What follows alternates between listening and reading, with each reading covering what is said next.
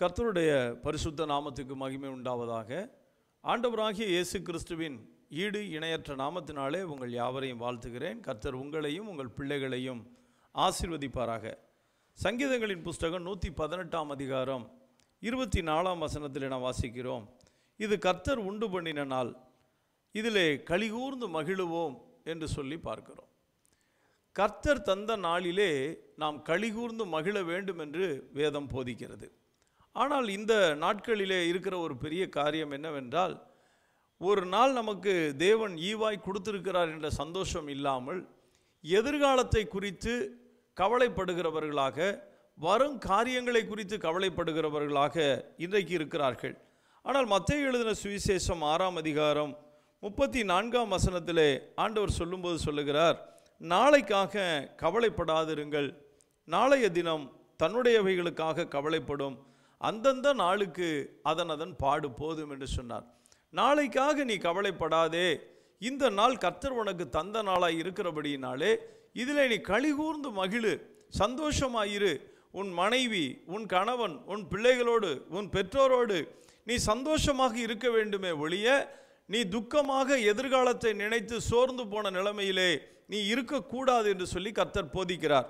ஆனால் அநேக நேரங்களிலே நம்முடைய வாழ்க்கையில் செய்கிற மிகப்பெரிய தவறு என்ன, எதிர்காலத்திலே நடக்கப் போகிற காரியங்கள் அல்லது எதிர்காலங்களை குறித்து சிந்தித்து சிந்தித்து நம் கையில் இருக்கிற இந்த நாளை விரயமாய் விட்டு விடுகிறோம், வீணாக்கி விடுகிறோம் என்று கூட சொல்லலாம். எதிர்கால கவலையினாலே இன்றைக்கு கிடைத்த இந்த நாளை நாம் வீணாக்கி விடுகிறோம். அதனால தான் ஆண்டவர் சொன்னார், நாளைக்காக நீ கவலையே படாதப்பா, நாளைய தினம் தன்னுடையவைகளுக்காக கவலைப்படும், அந்தந்த நாளுக்கு அதன் பாடு போதும் என்று சொன்னார்.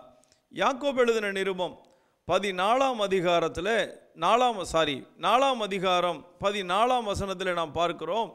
யாக்கோபு சொல்லும்போது, நாளைக்கு போய் அல்லது ஒரு வருஷம் ஊரிலே தங்கி நான் அநேக காரியங்களை சம்பாதித்து திரும்புவேன் என்று சொல்லுகிற நீ, நாளைக்கு இன்ன பட்டணத்திற்கு போய் அங்கே ஒரு வருஷம் தங்கி வியாபாரம் செய்து சம்பாத்தியம் பண்ணுவோம் என்கிறவர்களை கேளுங்கள். நாளைக்கு நடப்பது உங்களுக்கு தெரியாதே, உங்கள் ஜீவன் எப்படிப்பட்டது, கொஞ்ச காலம் தோன்றி பின்பு தோன்றாமற் போகிற புகையைப் போல் இருக்கிறது. ஆதலால் ஆண்டவருக்கு சித்தமானால் நாங்களும் உயிரோடு இருந்தால் இன்னின்னதை செய்வோம் என்று சொல்ல வேண்டுமா? நாளைக்கு நடப்பது என்ன என்றே நமக்கு தெரியாது. நேற்று இருந்தவர்கள் இன்றைக்கு இருக்கிறார்களா? இல்லை, அநேகர் போய்விட்டார்கள். சரி, இன்றைக்கு இருந்தவர்கள் நாளைக்கு இருப்பார்களா? தெரியாது. நமக்கு எதுவுமே தெரியாதபடிக்கு வரும் காரியங்களை தேவன் மறைத்து வைத்திருக்கிறார். எனவே தான் யாக்கோபு எழுதும்போது, நான் அங்கே போவேன், இங்கே வருவேன், அதை சம்பாதிப்பேன், இதை சம்பாதிப்பேன். எதிர்காலங்களை குறித்து திட்டமிடுதல் நல்லது, எதிர்காலங்களுக்காக ஜெபம் பண்ணுவது நல்லது. இப்போ பிள்ளை +2 முடிக்குது, அந்த பிள்ளையினுடைய எதிர்காலங்கள், அது அடுத்து என்ன டிகிரி படிக்கணும் அல்லது எதில் சேர்க்கணும், அதனுடைய விருப்பம் என்ன, அந்த பிள்ளைக்குடைய மார்க்குக்கு எது கிடைக்கும் என்பதை எல்லாம் திட்டமிடணும், அதற்காக செயல்படணும். அது தவறு என்று சொல்லவில்லை. ஆனால் எதிர்காலத்தை குறித்து இன்றைக்கு கவலைப்படுவதை கர்த்தர் தவறு என்று சொல்லுகிறார்.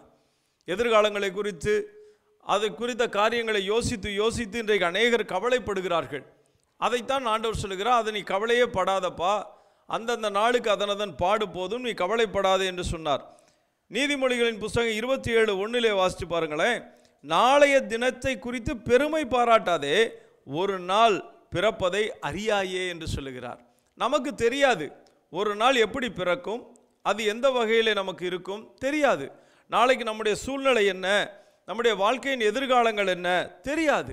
எல்லாம் அறிந்த தேவனை சார்ந்து கொள்ள வேண்டும், தேவனிடத்தில் கேட்க வேண்டும். அப்பொழுது தேவன் நம் தேவைகளை எல்லாம் சந்திக்கிற தேவனாக இருக்கிறார். நிகழ்காலத்தில் மட்டுமல்ல, எதிர்காலத்திலும் தேவன் நம் தேவைகளை சந்திக்கிறவர். அதனால்தான் வேதம் சொல்லுகிறது, ஆண்டவராகிய இயேசு கிறிஸ்து நேற்றும் இன்றும் என்றுமே மாறாதவராயிருக்கிறார். அவர் சொன்னார், வரும் காரியங்களை என்னிடத்தில் கேளுங்கள் என்று சொன்னார். வருகிற காரியங்களை கேட்கலாம், வரும் நாட்களிலே என்னை நடத்துங்க என்று சொல்லி அர்ப்பணிக்கலாம். நாம் முற்றிலுமாக தேவனுக்கு அர்ப்பணித்து நடக்க வேண்டும் என்று தேவன் சொல்லுகிறார். ஒரு சம்பவம் ஒன்று ஆண்டவர் சொன்னார். லூக்கா எழுதின சுவிசேஷம் 12 அதிகாரம் 16 வசனத்தில் பாருங்களேன். ஐஸ்வர்யம் உள்ள ஒருவனுடைய நிலம் நன்றாய் விளைந்தது.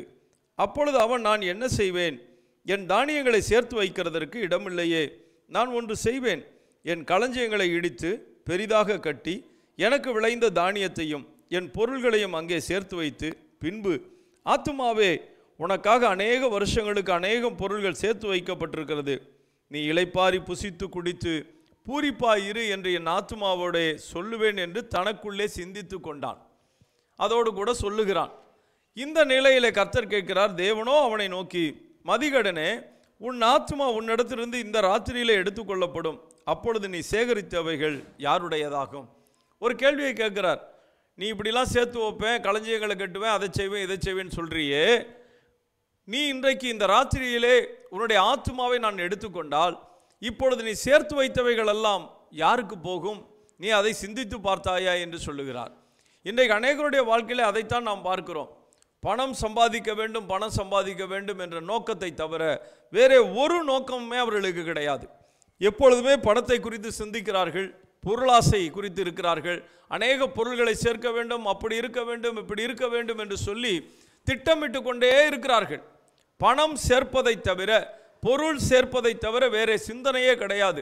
தனக்கு ஒரு எதிர்காலம் இருக்கிறது, தன் வாழ்க்கையில ஒரு பரலோக ராஜ்யத்திற்கு செல்ல வேண்டும், அந்த ராஜ்யத்தை அடைய வேண்டும் என்ற எண்ணமே இல்லாமல் பணம் சேர்க்க வேண்டும், பொருள் சேர்க்க வேண்டும், வீடு வாங்க வேண்டும். ஒரு வீடு வாங்கியாச்சு, இன்னொரு வீடு வாங்கியாச்சு, அடுத்த வீடு, இப்படியே போய்கொண்ட எல்லை இல்லாத ஆசைகள், இச்சைகள். யோசித்து பாருங்கள். கடைசியிலே ஆண்டவர் கேட்கிறார், மதிகேடனே, நீ சேகரித்தவைகள் யாருடையதாகும்? எல்லாம் சம்பாரித்து வச்சாச்சு. ஒரு சிலரை நான் பார்த்துருக்குறாங்க, நிறைய சம்பாத்தியம், பார்த்தீங்கன்னா ஏகப்பட்ட சம்பாத்தியம். இந்த திருச்சி பட்டணத்திலே ஒரு பெரிய செல்வந்தன், ஆனால் அவருக்கு குழந்தை இல்லை. எல்லாம் சம்பாரிச்சாரு, எல்லாம் வச்சிருந்தாரு, அநேக உறவினர்கள் இருந்தாங்க, எல்லாம் இருந்தாங்க. கடைசியில் ஒரு நாள் திடீரென்று இறந்து போகிறார். அதன் பிறகு அந்த மனைவிக்கும் அவ்வளோவா தெரியாது, அவங்க ஒரு இன்னசென்ட்டு. இப்போ பாருங்கள், யார் யாரோ அதெல்லாம் எடுத்துக்கிட்டாங்க. இன்றைக்கி கூட அவர்கிட்ட ஒரு சினிமா தேட்டர் இருக்குது, அதை யார் நடத்தி கொண்டிருந்தார்களோ அவர்களே வச்சுக்கிட்டாங்க. ஏன்னா கேட்க ஆள் இல்லை. ஆனால் சம்பாத்தியம், பணம் பணம் பணம். கடைசியில் என்னாச்சு? ஒன்றுமில்லாத நிலைமை. இதை யோசிப்பதே கிடையாது. பாருங்கள், ஒரு மனிதனுடைய முடிவை பார்க்கும்போது நாம் அறிந்து கொள்ள வேண்டும். அவனுடைய வாழ்க்கையை பார்க்கும்போது அந்த வாழ்க்கையில் என்ன நடக்கிறது, அவனுடைய நிலை என்ன, அதை நாம் பார்த்து நாம் புத்தி அடைய வேண்டும். அதற்காக தான் ஆண்டவர் சொன்னார், எறும்பை பாரு, அதனிடத்திலே நீ ஞானத்தை கற்றுக்கொள் என்று சொன்னார். ஒரு சோம்பேறியுடைய வயலை பார்க்கும்போது நான் புத்தி அடைந்தேன் என்று சாலமோன் சொல்லுகிறான். உண்மைதானே? ஒரு காரியத்தை, ஒரு சம்பவம், ஒரு காரியம் ஒருத்தருக்கு நடக்கும்போது நாம் அதை பார்த்து எச்சரிக்கை அடைய வேண்டும். ஒரு விபத்து நடக்கிறது என்று வைத்துக்கொள்வோம். அந்த விபத்தை பார்க்கிறோம், அந்த விபத்துக்குண்டான காரணத்தை பார்க்கும்போது, சரி, நாம் இவ்வளோ வேகமாக நாம் வாகனத்தை ஓட்டக்கூடாது, ஜாக்கிரதையாக ஓட்ட வேண்டும், ஃபோன் பேசி கொண்டு ஓட்டக்கூடாது, இப்படிலாம் நம்ம பல காரியங்களை பார்க்கும்போது நாம் புத்தி அடைய வேண்டும். ஆனால் இன்றைக்கு என்ன நடக்குது? எல்லாம் பார்க்குறோம் வேடிக்கையாக, அதை பார்த்துட்டு அப்படியே மறந்துடுறோம். இல்லை, தேவன் ஒவ்வொரு சொல்லையும் செயலையும் நமக்கு உதாரணமாக வைத்திருக்கிறார். அதை பார்க்கும்போது நாம் புத்தி அடைய வேண்டும் என்று சொல்லி தேவன் விரும்புகிறார். அதனால் தான் வேதம் சொல்லுகிறது, எபேசியருக்கு எழுதின நிருபம் 5ஆம் அதிகாரம் 15-16 வசனங்களை நீங்கள் பாருங்கள்.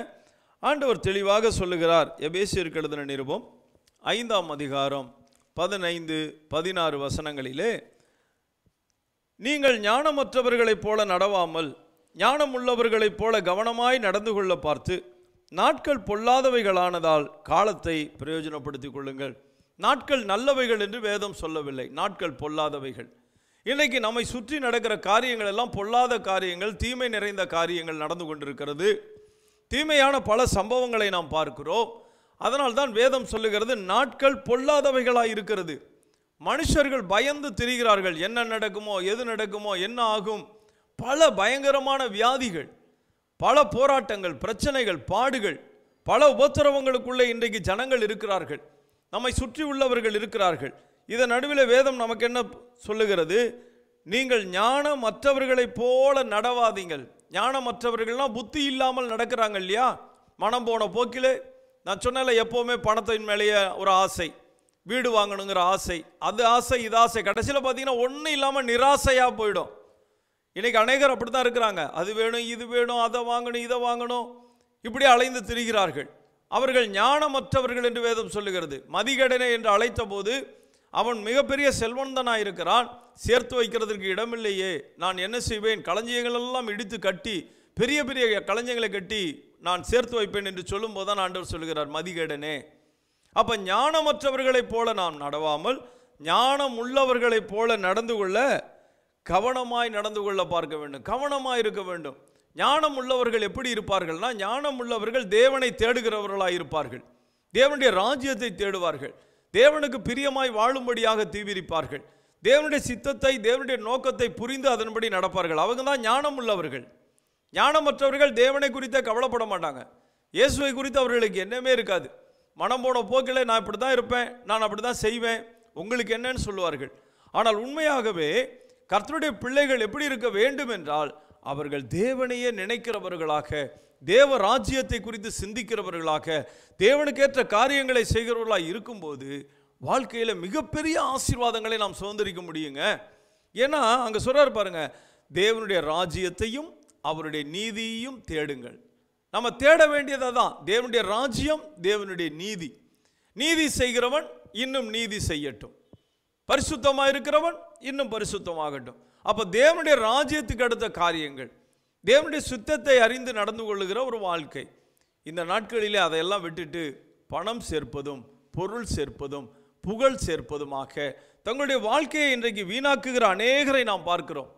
அதனால தான் கொலோசியருக்கு எழுதும்போது மறுபடியுமாக இந்த காரியத்தை குறித்து பவுல் எழுதுகிறார். கொலோசியருக்கு எழுதின நிருபம் 4ஆம் அதிகாரம் 5ஆம் வசனத்தில் நீங்கள் பார்த்தீங்கன்னா, கொலோசையர் 4:5 பவுல் சொல்லுகிறார், மறுபடியுமாக எபேசுக்கு எழுதினதும் அதுதான், இங்கே மறுபடியும் சொல்லுகிற ஒரு வார்த்தை என்ன, புறம்பே இருக்கிறவர்களுக்கு முன்பாக ஞானமாய் நடந்து காலத்தை பிரயோஜனப்படுத்திக் கொள்ளுங்கள். மறுபடியும் சொல்லப்படுகிற ஒரு காரியம், காலத்தை நேரத்தை பிரயோஜனப்படுத்திக் கொள்ளுங்கள். ஒரு நாள் உங்களுக்கு கொடுக்கப்பட்டாகிவிட்டது, இந்த நாள் கர்த்தர் தந்த நாள், இதில் களிகூர்ந்து மகிழுவோம் என்று சொன்ன தேவன், நாளைக்காக கவலைப்படாது என்று சொன்ன கர்த்தர், அவர் சொல்லுகிறார், இந்த நாளை பிரயோஜனப்படுத்திக்கொள். இந்த நாள் உங்களுக்கு கொடுத்தாச்சு. ஒரு நாள் காலையிலே அதிகாலையிலே விழிக்கிறீர்களா, இந்த நாளை நான் எப்படி பிரயோஜனப்படுத்திக் கொள்ள முடியும் என்று சொல்லி அதை சிந்திக்க வேண்டும், செயல்படுத்த வேண்டும். தேவனை தேடுகிற உணர்வோடு கூட நாம் கண் விழிக்க வேண்டும். தேவனை தேடுகிற உணர்வு உள்ளவன் உண்டோ என்று பார்க்க கர்த்தருடைய கண்கள் மனுப்புத்திரன் மேலே நோக்கமாக இருந்தது, ஒருவர் கூட இல்லை என்று சொன்னார். ஆனால் இதன் நடுவில் வேதத்தில் சொல்லப்பட்டிருக்கிறது, ஏனோக்கு தேவனோடு சஞ்சரித்தான், நோவா தேவனோடு சஞ்சரித்தான், எலியா தேவனுக்கு முன்பாக நின்று கொண்டிருந்தான். எந்த சூழ்நிலை 3 வேளையும் தானியேல் ஜெபித்து கொண்டிருந்தான். தாவீது அந்தி சந்தி மத்தியான நேரங்களிலே தியானம் பண்ணி முறையிட்டு கொண்டிருந்தான். ஆண்டவர் இயேசு இடைவிடாமல் ஜெபம் பண்ணி கொண்டிருந்தார். அதிகாலையில் இருட்டோடு எழுந்து போய் ஜெபித்தார், ராம் முழுவதும் ஜெபித்தார், கெத்செமனையிலே ஜெபித்தார். அவர் ஜெபமே வாழ்க்கையாய் வைத்திருந்தார். பவுலும் எப்பொழுதும் ஜெபிக்கிறவனாயிருந்தான். இந்த ஜெப வாழ்க்கையை நாம் பார்க்கும்போது நம்முடைய வாழ்க்கையும் ஜெபத்தினாலே கட்டப்பட வேண்டும். சில காரியங்களை நான் உங்களுக்கு சொல்லுகிறேன். நாம் காலத்தை பிரயோஜனப்படுத்திக் கொள்ளும் போது ஒரு நாளை நீங்கள் பிரித்து வைக்க வேண்டும். அதிகாலையிலே நான் தேவனை தேடுவேன், அதன் பிறகு நான் வேலைக்கு செல்லுவேன், வேலையிலே இடையிலே நேரம் கிடைக்கும் போது நான் கர்த்தரை தேடுவேன், பிறகு நான் மாலையிலே வீட்டிற்கு வந்த பிறகு கொஞ்ச நேரம் கழித்து மறுபடியும் தேவனை தேடுவேன், இரவிலே படுக்க செல்லும் போது குடும்பத்தோடு கூட நான் தேவனை தேடுவேன். அந்த குடும்ப ஜெபம், இப்படியாக ஒரு திட்டமிடுதல். உங்களுடைய வாழ்க்கையை திட்டமிட வேண்டும். இப்படித்தான் நான் வடிவமைத்துக் கொள்ளுவேன், இப்படித்தான் வாழ்வேன், இதுதான் என்னுடைய தீர்மானம் என்று சொல்லி காலத்தை நேரத்தை நாளை பிரயோஜனப்படுத்தி கொள்வீர்களானால் கர்த்தருடைய வருகையில் எடுத்துக்கொள்ளப்படுவீர்கள். அது மாத்திரமல்ல, அப்படி செய்கிற உங்களுடைய வாழ்க்கையிலே மிகப்பெரிய ஆசீர்வாதத்தை நீங்கள் சுதந்திரிக்க முடியும். நீங்கள் மட்டுமல்ல, உங்கள் பிள்ளைகளும் அந்த ஆசீர்வாதத்தை சுதந்திரிப்பார்கள். ஏன்னா நீங்கள் எந்த வழியிலே நடந்து போகிறீர்களோ அந்த பாதையிலே உங்களுடைய பிள்ளைகள் வருவார்கள். நீங்கள் ஆண்டவராக இயேசு கிறிஸ்துவின் அடிச்சுவடியில் வைத்து நடந்து போகும்போது உங்கள் பின்னாடி உங்கள் பிள்ளைகள் வருவதை நீங்கள் பார்க்க முடியும். முதலாவது காரியமாக சங்கீதங்களின் புஸ்தகம் 105ஆம் அதிகாரம் 4ஆம் வசனத்தில் நாம் வாசிக்கிறோம், கர்த்தரையும் அவர் வல்லமையும் நாடுங்கள், அவர் சமூகத்தை நித்தமும் தேடுங்கள். கர்த்தரையும் அவர் வல்லமையும் நாட வேண்டும், அவர் சமூகத்தை நித்தமும் தேடணுமாங்க. அவருடைய பிரசன்னம், சமூகம் என்று சொல்லும்போது என்னமோ ஏதோ என்று நினைக்காதிருங்கள். அவருடைய பிரசன்னத்தை வாஞ்சிக்கிற ஒரு வாழ்க்கை. மோசேயை பாருங்க, ஆண்டவரே உம்முடைய சமூகம் எங்களோடு கூட வராதிருந்தால் எங்களை இங்கிருந்து அழைத்து கொண்டு போகாதிரும் என்று சொல்லுகிறார். எங்களோடு நீங்கள் வரணும், நீங்கள் வரலைன்னா வேண்டாம், நான் இங்கேயே இருக்கிறேன். பாருங்க, யோசிச்சு பாருங்க, கர்த்தர் நம்மோடு கூட இருக்க வேண்டும் என்ற வாஞ்சையும் தாகமும் நமக்கு இருக்கிறதா? கர்த்தரோடு கூட நடக்க வேண்டும் என்ற உணர்வு இருக்கிறதா? கர்த்தர் அதை விரும்புகிறாருங்க. கர்த்தர் நம்மோடு கூட இருக்க விரும்புகிறார், பேச விரும்புகிறார், பழக விரும்புகிறார். நீங்க யோசிச்சு பாருங்க, ஆதாமும் ஏவாளும் பாவம் செய்தார்கள், தேவ மகிமையை இழந்தார்கள், தேவனை விட்டு தூரப்பட்டே போயிட்டாங்க. இப்போ தேவனுக்கும் அவர்களுக்கு சம்பந்தமே இல்லை. தேவன் இறங்கி வருகிறார், ஆதாமே நீ எங்கே இருக்கிறாய் என்று. யோசிச்சு பாருங்க, தேவன் தேடுகிறவராகவே இருக்கிறார், இன்றைக்கல்ல என்றைக்கும்.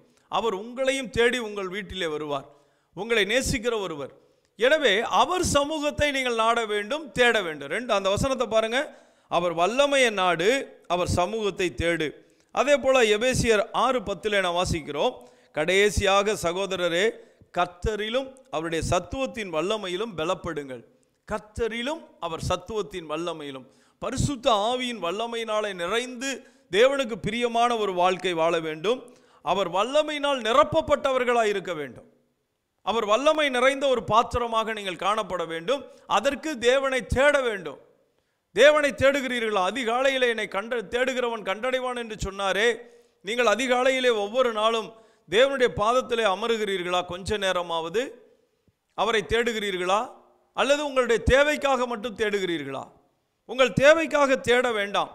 எந்த நாளும் அவரோடு கூட வாசம் பண்ண விரும்புங்கள், அவரோடு கூட வாழ்ந்திருக்க விரும்புங்கள்.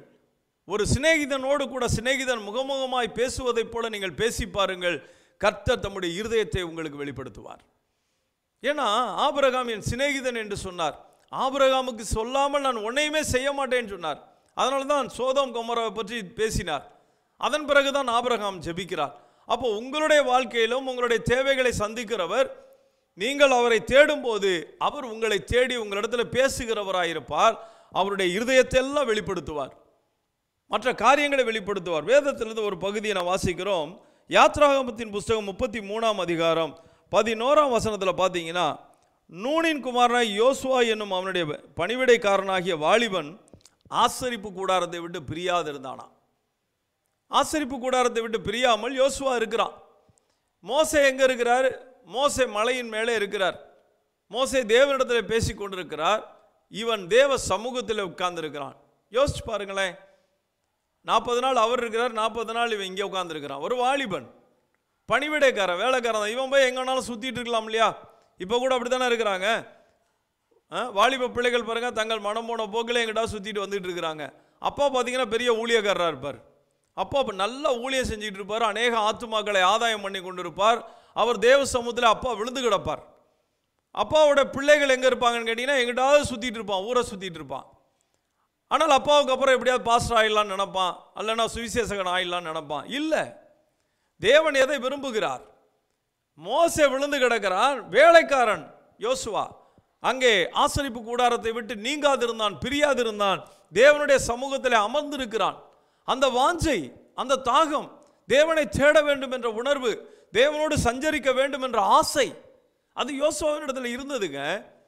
அதனால தான் கர்த்தர் யோசுவாவை கைவிடவே இல்லை. பாருங்க, யோசுவாவை கொண்டுதான் தேவன் உயர்ந்த அடைக்கலத்தில் யோசுவாவை வைக்கிறார். அவனே இஸ்ரவேல் மக்களுக்காக அநேக அற்புதங்களை செய்கிறான். தேசங்களை பங்கு பிரித்து கொடுக்கக்கூடிய ஒரு பெரிய பொறுப்பு அவனிடத்தில் வருகிறது. வழி நடத்துகிற பொறுப்பு மோசேயிடம். ஆனால் யோர்தானை தாண்டி செல்ல முடியாதபடிக்கு மோசே தடுக்கப்படுகிறார். அதன் பிறகு யோசுவா யோர்தானை பிரிந்து சென்று அந்த தேசத்தை முற்றிலுமாக பங்கிட்டு இஸ்ரவேல் மக்களுக்கு கொடுக்கிறார். பெரிய வேலைங்க அது, சின்ன வேலை நீங்கள் நினைக்காதீங்க. யோசுவாவுக்கு கொடுத்த பொறுப்பு மகா பெரிய பொறுப்பு. அந்த பொறுப்பை தேவன் ஏன் கொடுத்தார் தெரியுமா? ஒரே ஒரு காரணம் தான். அவன் தேவ சமூகத்தை வாஞ்சித்தவன், நாடினவன், தேவனுடைய பாதத்தில் அமர்ந்திருந்தவன், தேவனை விட்டு பிரியாதிருந்தவன். நீங்களும் தேவனை தேடி தேவனுடைய பிரசன்னத்தை வாஞ்சிக்கிறவர்களாக இருந்து தேவனோடு கூட சஞ்சரிக்கிற அனுபவத்துக்குள்ளே வந்தால் தேவன் நிச்சயமாக உங்களுக்கு மிக பெரிய பொறுப்புகளை தருவார். மிக பெரிய உயர்ந்த நிலைக்கு அவர் உயர்த்துவார். அவர் ஒரு நாளும் உங்களை கைவிடவே மாட்டார். யோசுவாவை உயர்த்தினவர், யோசேப்பை உயர்த்தினவர், தாவீதை உயர்த்தினவர், உங்களை உயர்த்தாம விட்டுருவாரா? கைவிடுகிற தேவனா? கிடையவே கிடையாதுங்க. நீ யோசிச்சு பாருங்க, பவுலை எங்க கொண்டு போய் நிறுத்தினார் பாருங்க. எத்தனை பெரிய சாக்கியம், எத்தனை கடிதங்கள், எத்தனை வெளிப்பாடுகள், தேவனோடு சஞ்சரிக்கிற எத்தனை பெரிய அனுபவங்கள் அவனுக்கு இருந்தது. அதனால்தான் தேவன் அவனை உயர்த்தி வைத்தார். ஏன்னா தேவனுக்காக கிறிஸ்துவின் அன்பை விட்டு பிரிப்பது யார்? என்னை யார் பிரிக்க முடியும்? எதுவும் என்னை பிரிக்காது என்று சொன்ன மனிதன். நான் எல்லா சூழ்நிலைகளிலும் தேவனுக்கு பிரியமாய் இருக்கும்படி என்னை ஒடுக்கி கீழ்ப்படுத்துகிறேன் என்று சொன்னவன். அதனால் தேவன் உயர்த்தினார். இங்கே யோசுவாவை பார்க்கிறோம். யோசுவா தேவ பிரசன்னத்திலே இருந்தபடியினாலே, தேவ சமூகத்தை நாடினபடியினாலே தேவன் யோசுவாவை உயர்த்தி வைத்தார். இரண்டாவது காரியமாய் நாம் பார்க்கிறோம், நெகேமியாவின் புஸ்தகம் 8ஆம் அதிகாரம் 18ஆம் வசனத்திலே தினம் தினம் தேவனுடைய நியாயப்பிரமாண புஸ்தகம் வாசிக்கப்பட்டது. இந்த வேத வசனங்களை நாம் எழுதி வைக்கிறதோடு மாத்திரமல்ல, எழுதப்பட்ட இந்த வார்த்தைகளை நாம் தினம் தினம் வாசிக்க வேண்டும். நேற்று படிச்சுட்டாங்க 10 அதிகாரம், இன்னைக்கு அதனால் படிக்கலை இல்லை. நேற்று சாப்பிட்டீங்களே, ஏன் இன்னைக்கு சாப்பிடாமல் இருக்க வேண்டியதானே? நேற்றே நிறையா சாப்பிட்டேன் பிரதர், ராத்திரி எப்போவுமே 3 புரோட்டா சாப்பிடுவேன், இன்னைக்கு நேற்று 7 புரோட்டா சாப்பிட்டேன், அதனால் நான் இன்னைக்கு நான் சாப்பிடாமல் இருப்பேன் அப்படியா சொல்கிறோம்? இல்லையே. ராத்திரி சாப்பிட்றோம், மறுபடியும் காலையில் சாப்பிட்றோம், மறுபடியும் மத்தியானம் சாப்பிட்றோம், திரும்ப ராத்திரியும் சாப்பிட்றோம். இதில் ஒரு சிலர் பாருங்கள், சாயங்காலம் 4 மணிக்கு போய் ஒரு தோசை சாப்பிடுவாங்க, 4 வேளை சாப்பிடுவாங்க, 5 வேளை சாப்பிட்ற ஆள்லாம் இருக்குது. அப்போது நேற்று சாப்பிட்டோமே இன்னைக்கு இருக்க வேண்டியதுன்னு இல்லை. ஒவ்வொரு நாளும் அது ஒரு பிரமாணங்க. தேவன் ஒரு பிரமாணத்தை வச்சிருக்காரு. என்ன பிரமாணம்? நேற்று பொழுது நேற்று சாப்பாடு எல்லாம் பழசு. இன்னைக்கு மறுபடியுமா காலையில் எழுந்திரிக்கிறோம், காலையில் டிஃபன் சாப்பிட்றோம், மத்தியானம் சாப்பாடு சாப்பிட்றோம், திரும்ப இரவு டின்னர் சாப்பிட்டுட்டு தானே படுகிறோம். இல்லை இல்லை, நான் நேற்று இன்னைக்கு ஒவ்வொரு நாளும் ஒரு பிரமாணத்தை தேவன் உண்டாக்கி வைத்திருக்கிறார். இன்னைக்கு வேற ட்ரெஸ் போடுறோமே, இன்னைக்கு குளிக்கிறோம், இன்னைக்கு ட்ரெஸ் மாத்துறோமே, ஏன் நேற்று போட்ட அழுக்கு ட்ரெஸ்ஸே இன்றைக்கும் போடுறது, இன்றைக்கி போட்ட ட்ரெஸ்ஸை நாளைக்கு போடுறது இல்லை.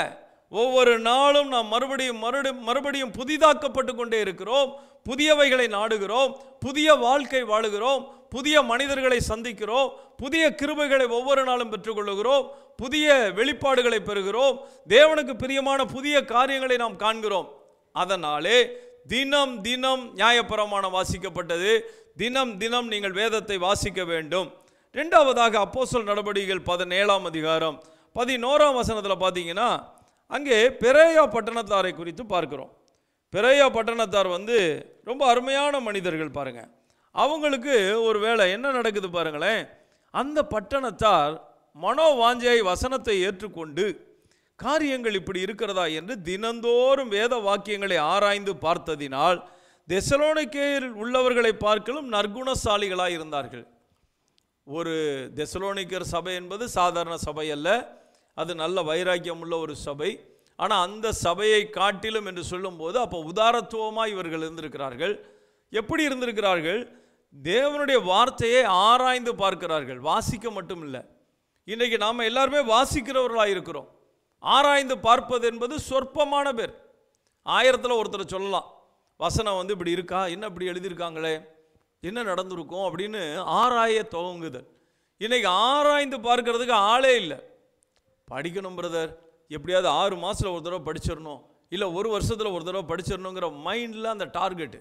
ஒரு தடவையாவது படிக்கணும், அதுக்காக நான் படிக்கிறேனே ஒழிய கர்த்தருடைய வார்த்தை இப்படி இருக்கிறதா, இதுக்கா இது எழுதப்பட்டிருக்கு, இதெல்லாம் திருஷ்டாந்தமாக அவர்களுக்கு சம்பவிச்சதுன்னு சொல்லியிருக்க. அப்போ எனக்காக இப்படிலாம் நடத்தி காட்டினார் ஆண்டவர். எனக்காகவா அவர்கள் வனாந்தரத்தில் நடந்தார்கள்? எனக்காகவா அவர்கள் இப்படி பாடுபட்டார்கள்? எனக்காகவா? நான் அதை அறிந்து கொள்ள வேண்டும் என்ற தேவன் இத்தனை பேரையும் பாடுகளுக்கு உட்படுத்தினார், ஆசீர்வதித்தார், உயர்த்தினார். அதையெல்லாம் எழுதி வைத்து என் கையில் கொடுத்துருக்கிறாரே. அப்போ இதுவும் என் வாழ்க்கையில் நடக்குமா, என் பிள்ளைகளுடைய வாழ்க்கையில் நடக்குமா அப்படின்னு சொல்லி ஆராய வேண்டும் வேதத்தை. என்னைக்குமே வேத வசனங்களை ஆராய்ந்து பாருங்கள். அவைகளால் உங்களுக்கு நித்திய ஜீவன் உண்டென்று சொல்லுகிறீர்களே, என்னை குறித்து சாட்சி கொடுக்கிறவைகளும் அவைகள் தான் என்று இயேசு சொன்னார்.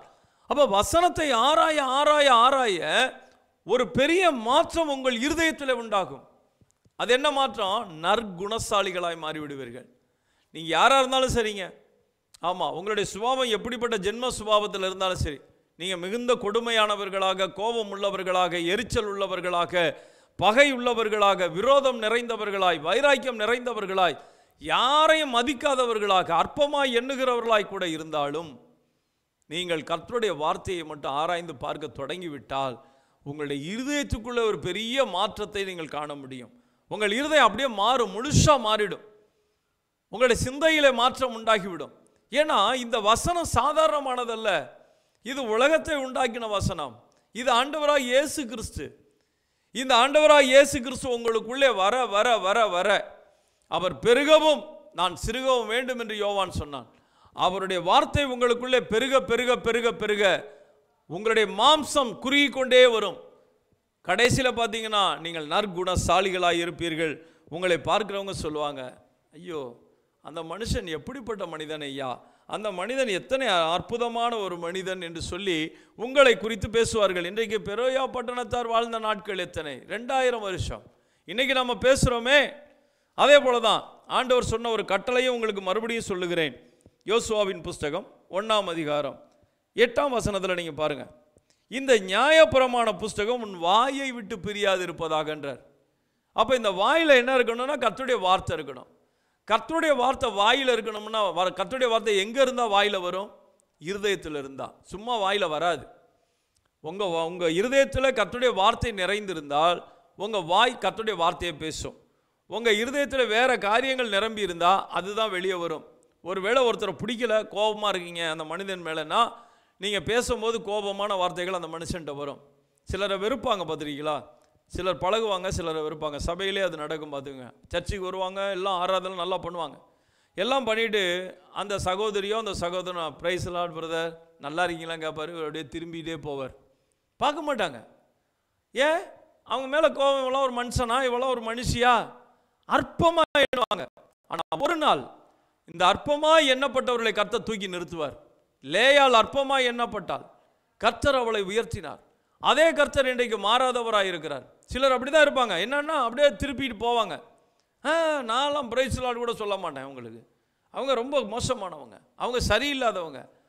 இந்த பரிசேயன் வந்து ஆயக்காரனை தீர்த்தான் பார்த்தீங்களா, அந்த மாதிரி தீர்ப்பாங்க. அதெல்லாம் நம்ம வேலை இல்லை. ஆண்டவர் சொல்றார், உன் வாயை விட்டு இந்த நியாயப்பிரமாண வார்த்தை பிரியக்கூடாது.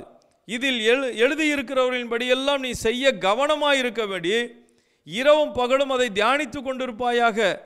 அப்பொழுது உன் வழியை வாய்க்க பண்ணுவாய், அப்பொழுது புத்திமானாய் நடந்து கொள்வாய். அங்கே புத்தி நற்குணசாலிகளாய் இருந்தார்கள்.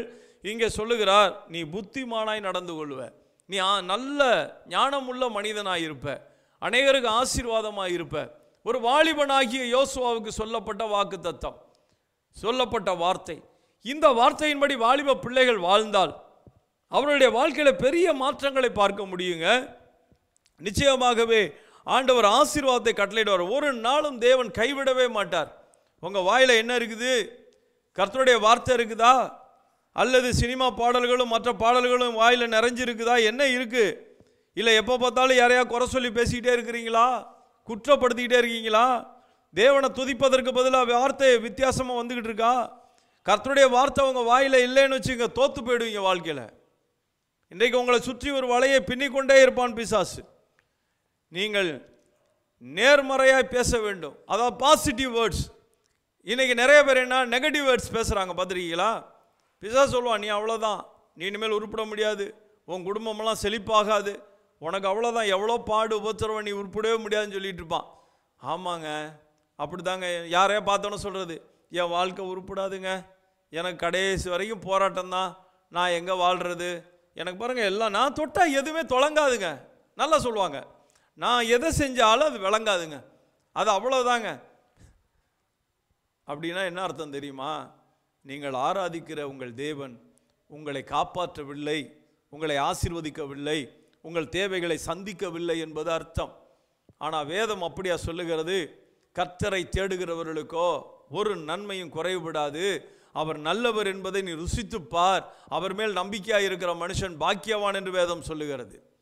அப்போ நீங்கள் சொல்லும் போதெல்லாம் வாயிலிருந்து வர்றது பூரா எதிர்மறையாகவே பேசிகிட்டு இருந்தீங்கன்னா உங்களை பார்க்கிறவர்கள் எப்படி இயேசுவின் இடத்துல வருவார்கள்? உங்களை பார்க்கிறவர்கள் எப்படி இயேசுவை ஏற்றுக்கொள்வார்கள்? ஏற்றுக்கொள்ள மாட்டார்கள். இயேசு சகலத்தையும் செய்து முடித்து விட்டார். கல்வாரி சிலுவையிலே எல்லா தீமையும் அகற்றி போட்டு விட்டார். நீங்கள் யோசிச்சு பாருங்க. பாவத்தை சுமந்தார், சாபத்தை சுமந்தார், ஏற்றுக்கொண்டார், பலவீனங்களை ஏற்றுக்கொண்டார், நோய்களை சுமந்தார், வறுமை தரித்திரத்தை சுமந்தார், விடுதலையை கொண்டு வந்தார், ஆசீர்வாதத்தை கொண்டு வந்தார். வானத்திலும் பூமியிலும் சகல அதிகாரம் பெற்றவர் என்று சொன்னார். இன்றைக்கும் அதிகாரம் பெற்றிருக்கிறார். அவரே சர்வ அதிகாரத்திற்கு சொந்தக்காரராக இருக்கிறார். பிசாசின் மேல் அதிகாரம் எடு என்று சொன்னார், நோயின் மேல் அதிகாரத்தை எடு என்று சொல்லியிருக்கிறார். ஆனால் நீங்கள் என்ன சொல்கிறீங்க? இல்லை தோல்வி பிரதர், ஒன்றும் ஆகாது, வாய்க்காது, விளங்காது. வேதம் என்ன சொல்லுகிறது தெரியுமா? நீதிமொழிகளின் புஸ்தகம் 4ஆம் அதிகாரம் 20ஆம் வசனத்திலே, என் மகனே என் வார்த்தைகளை கவனி. வார்த்தையை கவனி. இரண்டாவது, என் வசனங்களுக்கு உன் செவியை சாய், அவைகள் உன் கண்களை விட்டு பிரியாதிருப்பதாக. அவர் சொன்னார் வாயை விட்டு பிரியாதிருப்பதாக. இங்கே சொல்லுகிறார் நீதிமொழிகளில், உன் கண்களை விட்டு பிரியாதிருப்பதாக, அவைகளை உன் இருதயத்துக்குள்ளே காத்துக்கொள். இங்கே தாங்க சொல்லப்படுது, இருதயத்துக்குள்ளே காத்துக்கொள். உன் இருதயம் முழுவதும் கர்த்தருடைய வார்த்தையால் நிறைந்திருக்கட்டும். கர்த்தருடைய வசனங்கள் முற்றிலும் நிறைந்து காணப்படட்டும். அப்பொழுது உன்னுடைய வாழ்க்கையில ஆசீர்வாதம் கரைபுரண்டு ஓடுகிறதை காண முடியும். இரவும் பகலும் தியானமாயிருக்கிற மனுஷன் பாக்கியவான். அவன் நீர்க்கால்களின் ஓரமாய் நடப்பட்டு தன் காலத்திலே தன் கனியை தந்து இலையுதிராதிருக்கிற மரத்தை போல் இருப்பான். அப்படி ஒரு குடும்ப வாழ்க்கை இருக்கும். அப்படி ஒரு தொழில், வியாபாரம், வேலை இருக்கும். அவன் செய்வதெல்லாம் வாய்க்கும் என்று சொன்ன வார்த்தை உங்கள் வாழ்க்கையில் வந்து பலிக்கும். ஒரு குறைவும் இருக்காது. கர்த்தருடைய வார்த்தைக்கு முக்கியத்துவம் கொடுங்க. கர்த்தருடைய வார்த்தையை வாசியுங்க, ஆராய்ந்து பாருங்க, தியானியுங்க, ஆசீர்வாதமாக இருப்பீர்கள். மூன்றாவதாக 146ஆம் சங்கீதம் 1-2 வசனங்களிலே நாம் பார்க்கிறோம். அங்கே சங்கீதக்காரனாய் தாவீது சொல்லும்போது என்ன சொல்லுகிறான் பாருங்களேன். அல்லேலூயா, என் ஆத்துமாவே கர்த்தரை துதி, நான் உயிரோடு இருக்கும் மட்டும் கர்த்தரை துதிப்பேன், நான் உள்ளளவும் என் தேவனை கீர்த்தனம் பண்ணுவேன் என்று சொல்லிவிட்டு, அதே சங்கீதங்களின் புஸ்தகத்தில் நாம் வாசிக்கிறோம், கர்த்தரை துதியுங்கள், நம்முடைய தேவனை கீர்த்தனம் பண்ணுங்கள், துதித்தலே இன்பமும் ஏற்றதுமாய் இருக்கிறது என்று சொல்லுகிறார் 147ஆம் சங்கீதம் 1ஆம் வசனத்திலே. அப்போ துதித்தலே இன்பமும் ஏற்றதுமாய் இருக்கிறது.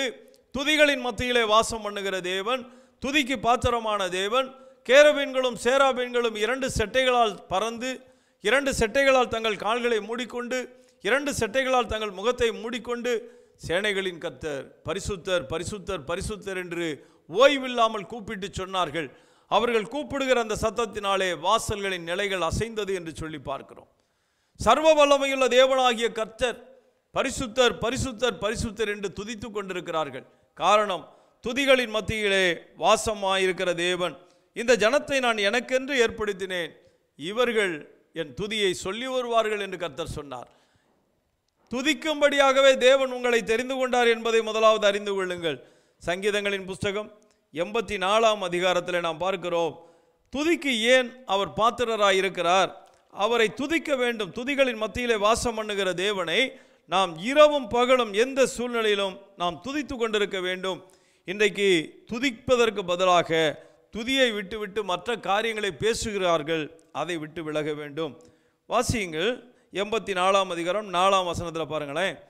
உம்முடைய வீட்டில் வாசமாய் இருக்கிறவர்கள் பாக்கியவான்கள், அவர்கள் எப்பொழுதும் உம்மை துதித்து கொண்டிருப்பார்கள். உம்மிலே பலன் கொள்ளுகிற மனுஷனும் தங்கள் இருதயங்களில் செவ்வையான வழியை கொண்டிருக்கிறவர்களும் பாக்கியவான்கள். அழுகையின் பள்ளத்தாக்கை உருவ நடந்து அதை நீரூற்றாக்கி கொள்ளுகிறார்கள், மழையும் குளங்களை நிரப்பும். யார் அழுகையின் பள்ளத்தாக்கை உருவ நடந்து செல்ல முடியும்?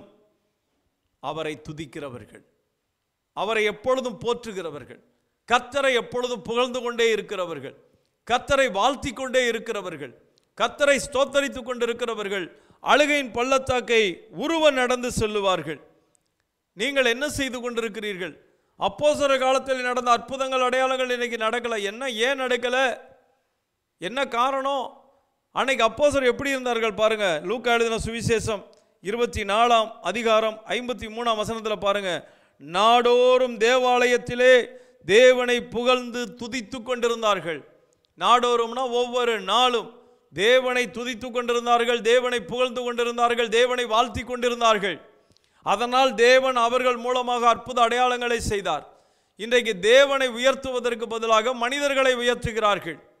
அவர் இதை செஞ்சார், இவர் இதை செஞ்சார் என்று சொல்லி மனிதர்களை உயர்த்துகிறவர்கள், மனிதர்களை போற்றுகிறவர்கள், மனிதர்கள் செய்த நன்மைக்கு பிரதிபலனாக எதையாவது சொல்லிக்கொண்டு திரிகிறவர்கள்.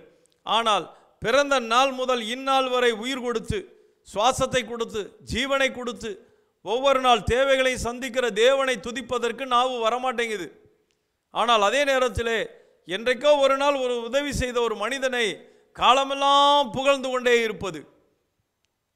நான் ரொம்ப கஷ்டமாக இருந்தேன் பிரதர், ஒரு 50,000 ரூபா அவர் கொடுத்ததுக்கு அப்புறம் தான் நான் வாழ்கிறேன்னு சொல்லி சாகிற வரைக்கும் சொல்லுவாங்க.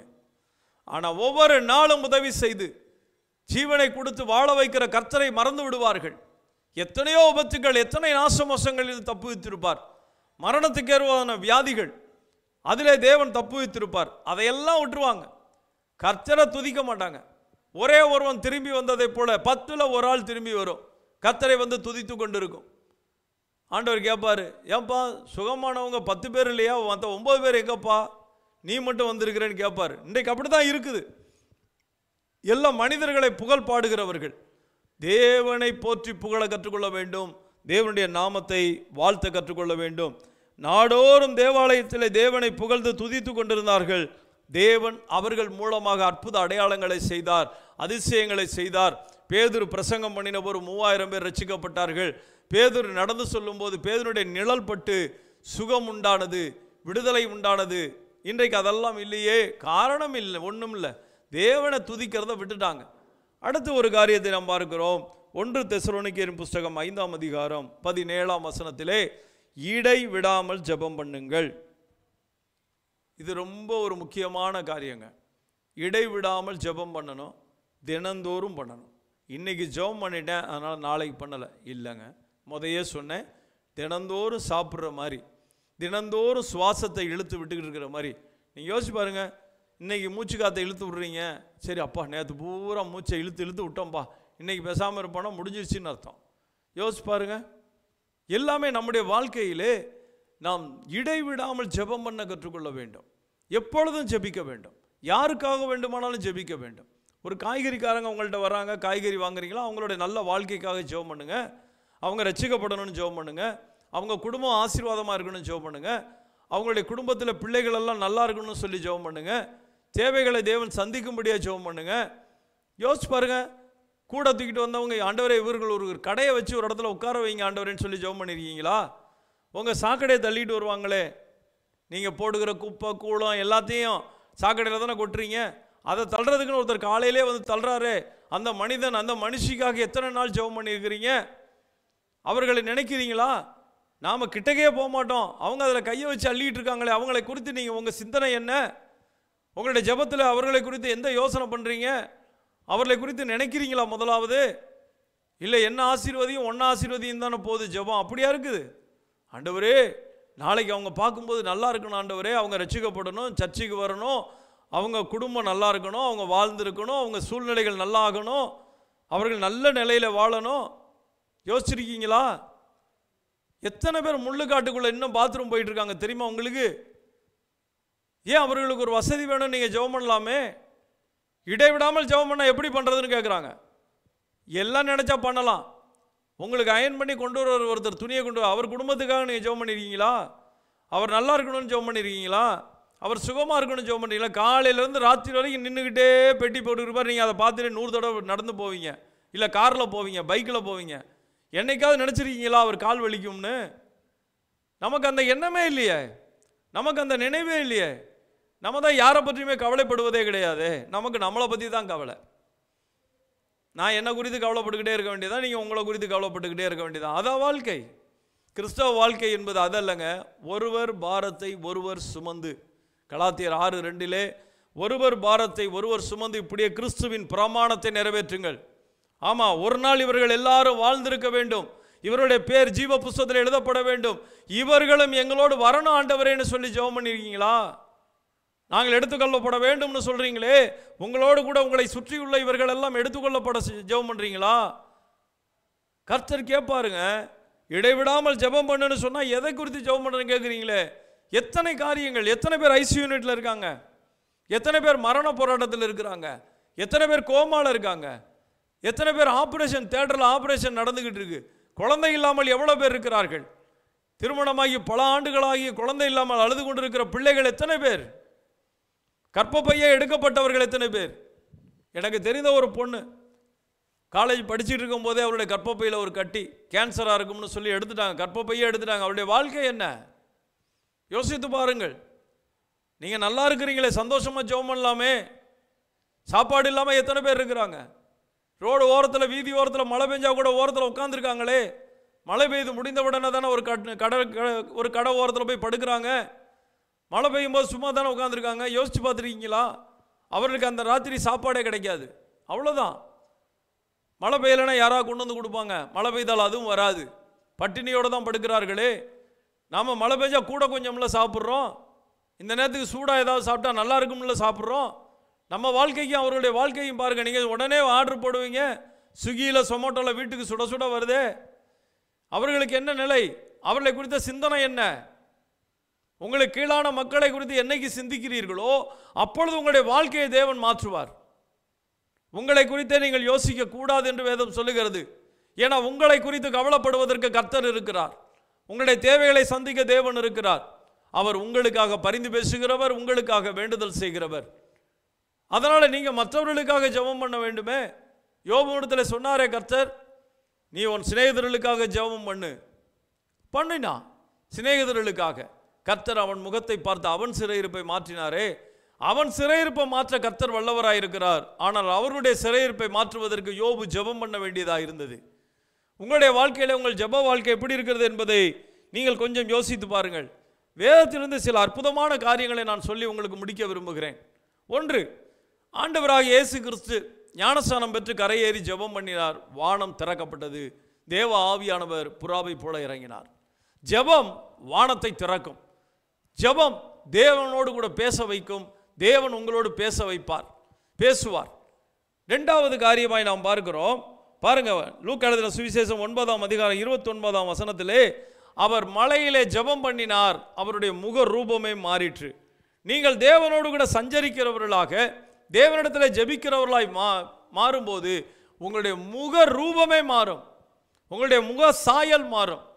எப்படி மோசே 40 நாள் தேவ சமூகத்தில் இருந்துவிட்டு இறங்கி வந்தபோது மோசையினுடைய முகம் பிரகாசித்திருந்தது. ஆனால் அது மோசைக்கு தெரியாது, மற்றவர்களுக்கு தெரியும். நீங்களும் ஜெபத்திலே தரித்திருந்தால் மற்றவர்கள் சொல்வார்கள் அவருடைய முகம் பிரகாசிக்கிறது. நான் பார்த்தேன் அப்படி ஒரு மனிதரை, ரொம்ப அருமையான மனுஷன், இறந்துட்டார். அவரை பார்க்கும்போது எனக்கு ரொம்ப ஆச்சரியமாக இருந்துச்சு. அவர் கையை பிடிச்சோடனே எனக்கு அவ்வளோ சந்தோஷம். ஆமாம், கடைசியில் கேட்டால் ஐயா அவங்க 8 மணி நேரம் ஜெபம் பண்ணிக்கிட்டே இருப்பாங்க. அதை குறித்து ஒருத்தர் சொல்லும்போது சொன்னார், நாங்கள் எல்லோரும் ஜெபத்துக்காக ஒரு இடத்துக்கு போயிருந்தோம், அங்கே அந்த ஐயா வந்திருந்தாங்க. அவங்க ஜெபம் பண்ணும்படியாக நாம் எல்லோரும் கொஞ்சம் நேரம் ஜெபம் பண்ணுவோங்கன்னு சொன்னார். நாங்கள் எல்லாம் வாலிப பையன்க எல்லாம் முழங்கால் போட்டு நிற்போன்னு நேர் முழங்காலில் நின்று ஜெபம் பண்ண ஆரம்பித்தோம். ஐயா ஜெபம் பண்ண ஆரம்பித்தாங்க. அவங்க ஜெபம் பண்ணிக்கிட்டே இருக்கிறாங்க, நாங்களும் கூட சேர்ந்து ஜெபம் பண்ணிக்கிட்டே இருந்தோம். அரை மணி நேரம் ஆச்சு, 3/4 மணி நேரம் ஆச்சு, 1 மணி நேரம் ஆச்சு. எங்களால் முழங்கால் போட முடியல, மெதுவாக அப்படியே உட்காந்தோம். அப்புறம் சமணம் போட்டே உட்காந்துட்டோம். ஆனால் ஐயா ஜெபம் பண்ணிக்கிட்டே இருந்தாங்க. 1 மணி நேரம் முடிஞ்சு, 2 மணி நேரம் முடிஞ்சு, நாங்கள் கையை சாஞ்சி வச்சு இப்படி வச்சு அப்படி வச்சு நாங்கள் உட்காந்துருந்தோம். ஏறக்குறைய 8 மணி நேரம் அவர் ஜெபம் பண்ணி கொண்டிருந்தார் எங்களுக்கு முன்பாக. ஒரு திருச்சி பட்டணம் என்று சொன்னால் திருச்சியில் எத்தனை ஆலயங்கள் இருக்கிறது, எத்தனை ஊழியர்கள் இருக்கிறார்கள், எத்தனை பாஸ்டர்ஸ் இருக்கிறாங்க, எத்தனை சுவிசேஷர்கள் இருக்கிறார்கள், எத்தனை தேவாலயங்கள் இருக்கிறது என்றெல்லாம் திட்டவட்டமாக சொன்னார். கோயில்கள் எல்லாவற்றையும் சொல்லி அவர் பாட்டுக்கு ஜெபம் பண்ணிக்கிட்டு இருக்கிறார். ஒரு ஊரை சொன்னால் அந்த ஊரில் யார் இருக்கிறார்கள், எத்தனை கோயில்கள் இருக்கிறது, எத்தனை சர்ச்சஸ் இருக்கிறது, எத்தனை இடத்துல சபைகள் இருக்கிறது, எல்லாவற்றையும் சொல்லி சொல்லி சொல்லி ஜெபம் பண்ணி கொண்டே இருந்தார். நாங்கள் அமைதலாக உட்கார்ந்து பார்த்தோம். அப்படிப்பட்ட மனுஷன், உண்மையாக சொல்லுகிறேன், இந்த வார்த்தையின்படி அவருடைய முகம் உண்மையை பிரகாசித்தது. நான் என்னுடைய கண்ணால் கண்ட சாட்சியாக சொல்லுகிறேன். அவருடைய முகம் பிரகாசமாக இருந்தது. எத்தனை அருமையான தேவ மனுஷன் தெரியுமா? இன்றைக்கு அநேகர் அப்படி இருக்கிறார்கள், வெளியே தெரியவில்லை. நீங்களும் அப்படி ஆக வேண்டும் என்று தேவன் விரும்புகிறார். யோசித்து பாருங்கள். அவருடைய முகரூபம் மாறிற்று, அவருடைய வஸ்திரம் வெண்மையாயிற்று. லூக்கா எழுதின சுவிசேஷம் 22:40 கர்த்தர் சொல்லுகிறார், சோதனைக்குட்படாதபடிக்கு விழித்திருந்து ஜெபியுங்கள். இந்த உலகத்தில் நம்மை சுற்றி அநேக சோதனையான காரியங்கள், பல வகையில் நாம் சோதிக்கப்படுகிறோம். ஆனால் சோதனைக்கு தப்பிச் செல்ல வேண்டுமானால் நாம் ஜெபிக்க வேண்டும். இல்லைன்னா சோதனையில் சிக்கிடுவோம், பிசாசு வஞ்சித்துடுவான். ஆமாம், இன்றைக்கு அநேகருடைய வாழ்க்கையிலே விழுந்து போன நிலையை பார்க்க முடிகிறது இல்லையா? காரணம் என்ன? ஜெபம் இல்லை. ஜெபம் தேவனோடு ஐக்கியப்படுத்தும், தேவனோடு சஞ்சரிக்க வைக்கும், தேவ பிரசன்னத்தில் தங்கியிருக்க வைக்கும். அப்பொழுது தேவன் நம்மோடு இருக்கிறார் என்ற போது எதிர் வல்லமைகள் செயல்பட முடியாது. ஆனால் நாம் தேவனோடு உறவாய் இல்லை, தேவனோடு சஞ்சரிக்கவில்லை என்றால் இந்த வல்லமைகள் நம்மை மேற்கொள்ளுவதை வாழ்க்கையிலே பார்க்க முடியும். அதனால தான் ஆண்டவர் இயேசு சொன்னார், சோதனைக்குட்படாதபடிக்கு விழித்திருந்து ஜெபியுங்கள் என்று சொன்னார். அப்போஸ்தலர் 10ஆம் அதிகாரம் 9 வாசித்து பார்த்தீங்கன்னா, அங்கே பேதுருக்கு பசியாக இருக்கிறார். பேதுருக்கு நல்ல பசி. இப்போது ரெடி பண்ணுறாங்க சாப்பாடு, அவர் ஜெபம் பண்ண போகிறார். எப்பொழுதுமே சரி பாருங்களேன், கொஞ்சம் நேரம் கிடைச்சா கூட அவர்கள் ஜெபித்திருக்கிறார்கள். பசிக்குதுன்னு உட்காந்து ஃபோன் எடுத்து பார்த்துக்கிட்டு சீக்கிரம் சமைச்சு வைமா அப்படின்னு தான் இப்போ மாறிடுச்சு இல்லையா? சரி சரி நான் கொஞ்ச நேரம் ஃபோனை பார்த்துக்கிட்டு இருக்கிறேன், நீ சீக்கிரம் சமைச்சு கொடுமா அப்படின்னு சொல்கிறாங்க. தாய்கிட்டையோ தகப்பனார்கிட்ட அப்படி தான் சொல்கிறாங்க தாயை பார்த்து. ஆனால் அன்னைக்கு அப்படி இல்லை. அவர்கள் சமையலுக்கு ஆயத்தப்படுத்துகிறார்கள், சாப்பாடு ரெடி பண்ணுறார்கள். இவர் ஜெபிக்கும்படியாக போயிட்டார், அங்கே போய் ஜெபம் பண்ணிக்கிட்டு இருக்கிறார். அப்போ தேவன் தரிசனங்களை காண்பிக்கிறார். யோசித்து பாருங்கள். அப்போ நம்முடைய வாழ்க்கையில் தரிசனம் காண வேண்டுமா? ஜெபம் பண்ண வேண்டும். இன்னைக்கு ஜெபம் இல்லாத ஒரு வாழ்க்கை. தூதன் வந்து பேசுகிறான் கொர்நேலியு கூட. எதற்காக தூதன் இறங்கி வந்தான்? உன் ஜெபம் கேட்கப்பட்டது, நீ ரட்சிக்கப்பட வேண்டும் என்று தேவன் விரும்புகிறார். உன் தான தர்மம் பரலோகத்தை எட்டிவிட்டது. அவன் உபவாசிக்கிறான், ஜெபம் பண்ணுறான். கர்த்தர் பேதுருவை அங்கே போக சொல்லுகிறார். அதன் பிறகு அந்த இடமே மாறுகிறது. எல்லார் மேலும் பரிசுத்த ஆவியானவர் இறங்கின ஒரு சம்பவம் ரெண்டாவது அங்கே தான் நடக்குது. எப்படி மேல் வீட்டு அறையிலே ஆவியானவர் வந்து இறங்கினாரோ அப்படியே கொர்நேலியின் வீட்டில் இறங்கினார். கடைசியாக மார்க் எழுதின சுவிசேஷம் 13ஆம் அதிகாரம் 32, 33 வசனங்களிலே நாம் பார்க்கிறோம். அங்கே ஒரு அருமையான காரியத்தை குறித்து வேதம் சொல்லுகிறது. அந்த நாளையும் அந்த நாளிகையும் பிதா ஒருவர் தவிர, எந்த நாள்? ஆண்டவராகிய இயேசு கிறிஸ்து வரப்போகிற நாள்.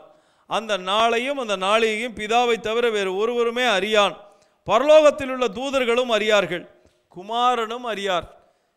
அக்காலத்தை நீங்கள் அறியாதிருக்கிறபடியால் எச்சரிக்கையாயிருங்கள், விழித்திருந்து ஜெபம் பண்ணுங்கள் என்று சொல்லி ஒரு ஆலோசனை கொடுக்கப்படுகிறது. கர்த்தருடைய வருகையின் நாள் நமக்கு தெரியாது, எப்போ வருவார் தெரியாது. அதனால் எப்போவுமே விழித்திருந்து ஜெபியுங்கள். அப்போ ஒரு நாள் என்பது நாம் திட்டமிட வேண்டும். இந்த நாள் உங்களுக்கு கிடைத்த ஒரு அருமையான நாள். இந்த நாளிலே எல்லாரோடும் சமாதானமாயிருங்கள், எல்லாரோடும் சந்தோஷமாயிருங்க. சண்டை சச்சரவுகளை விட்டுருங்க. ஏன்னா நாளைக்கு இருக்கா இல்லையா, நாளைக்கு எடுத்துக்கொள்ளப்படுறோமா தெரியாது. இன்னைக்கு இருக்குது. இந்த நாளில் எல்லாரோடு சமாதானமா, குடும்பத்து நபர்களோடு சந்தோஷமா, சண்டை சச்சரவுகள் இல்லாமல் எல்லாரோடு சமாதானமாக இருந்து பாருங்க. அது மாத்திரமல்ல, தேவ பிரசன்னத்தை இழந்து போகாமல் அவர் சமூகத்தை நாடுங்கள். ரெண்டாவது, தேவனுடைய வார்த்தைக்கு முக்கியத்துவம் கொடுங்கள். மூன்றாவதாக, எப்பொழுதும் அவரை துதித்து கொண்டே இருங்கள். ஸ்தோத்திர பலியிடுகிறவன் என்னை மகிமைப்படுத்துகிறான் என்று சொன்னார். நீங்கள் ஸ்தோத்திர பலியினாலே தேவனை மகிமைப்படுத்தி கொண்டே இருங்கள். அப்பொழுது உங்களுடைய வாழ்க்கையிலே ஆசீர்வாதம் உண்டாகிறதை பார்ப்பீர்கள். அழுகையின் பள்ளத்தாக்கை உருவ நடக்க முடியும். கடைசியாக, எந்த சூழ்நிலையும் ஜெபம் பண்ணுங்கள். ஜெபம் தேவனை உங்களிடத்திலே அழைத்து வரும். தேவ சமூகம் உங்களை மூடும். தேவன் ஆசீர்வாதத்தை கட்டளையிடுவார், வழிகாட்டுவார், உங்கள் தேவைகளை எல்லாம் சந்திப்பார். கர்த்தர் உங்களை ஒரு நாளும் கைவிட மாட்டார். இது கர்த்தர் தந்த நாள். இந்த நாளிலும் களிகூர்ந்து மகிழுங்கள். கண்ணீர் வடித்து கொண்டு அழுது கொண்டே இருக்காதீங்க. கர்த்தரிடத்தில் உங்களுடைய காரியங்களை எல்லாம் தெரியப்படுத்துங்கள். நாளைக்காக கவலைப்படாதிருங்கள். எந்த சூழ்நிலை அந்தந்த நாளுக்கு அதன் பாடு போதும் என்று சொன்னார். அன்றன்று வேண்டிய எங்கள் ஆகாரத்தை இன்று எங்களுக்கு தாரும் என்று ஜெபிக்க சொன்னார். அது மாத்திரமல்ல, ஒவ்வொரு நாள் காலையிலும் போய் மன்னாவை எடுக்கும்படி ஒரு காரியத்தை வைத்தார். இதெல்லாம் எதற்காக? இன்னைக்கு உனக்கு நான் கொடுத்திருக்கிறேன், இந்த நாளை நீ பிரயோஜனப்படுத்திக்கொள், இதை வீணாக்கிவிட்டு எதிர்காலத்துக்காக கவலைப்படாதேன்னு சொல்றார். கர்த்தர் உங்களை ஆசீர்வதிப்பாராக. நாம் ஜெபிப்போம். அன்பு தகப்பனே, இந்த வார்த்தையை கேட்டுக்கொண்டிருக்கிற நம்முடைய பிள்ளைகளுக்காக நான் ஜெபிக்கிறேன். நாளைக்காக கவலைப்படாதிருங்கள் என்று சொன்ன தேவனே, நாளைய தினத்தை குறித்து பெருமை பாராட்டாமல், அடுத்த நாளை குறித்து கவலைப்படாமல், தகப்பனே நீர் கொடுத்த இந்த நாளிலும் சமாதானத்துக்கு ஏதுவானவைகளை அறிந்து கொள்ளவும், நன்மைக்கு ஏதுவானவைகளை செய்யவும், நற்குணசாலிகளாய் உம்முடைய பிள்ளைகள் இருக்கவும், ஜெப ஆவியினாலும் விண்ணப்பத்தின் ஆவியினாலும் நிரப்பும்படி ஜெபிக்கிறேன். ஒவ்வொருடைய குடும்பத்தையும் வாழ்த்தி ஆசீர்வதிக்கிறேன். உம்முடைய ஆசீர்வாதம் நிறைவாய் இருக்கட்டுங்க தாமே. எந்த சூழ்நிலையிலும் உமக்கு பிரியமாய் இருக்கவும், உமக்கு பிரியமில்லாத காரியங்களை விட்டு விலகவும் தகப்பனே நீர் உதவி செய்வீராக. இயேசு கிறிஸ்துவின் நாமத்தில் ஜெபிக்கிறேன் நல்ல பிதாவே. ஆமேன், ஆமேன். கர்த்தர் உங்களை ஆசீர்வதிப்பாராக. God bless you. God bless you.